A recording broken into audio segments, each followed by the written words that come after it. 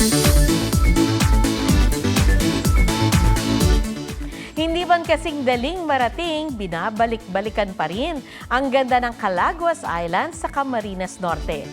G tayo dyan sa report ni Mark Salazar. Mula sa ilalim ng dagat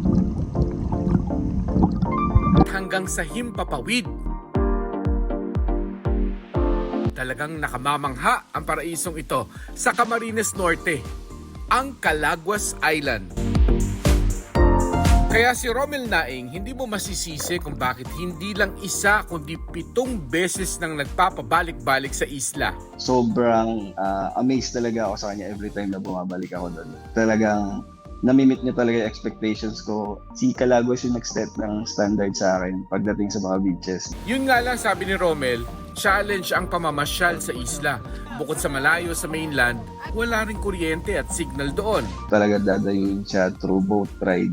Stand out talaga si Calaguas when it comes to peace, yung less crowd. Best time daw na pumunta sa Calaguas mula January to August. Maliban sa island hopping, highly recommended din niya ang hiking para makita ang kabuuan ng isla.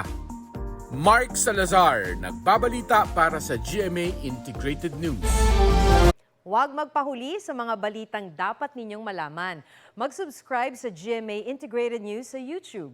Sa mga kapuso abroad, subaybayan nyo kami sa GMA Pinoy TV at sa www.gmanews.tv.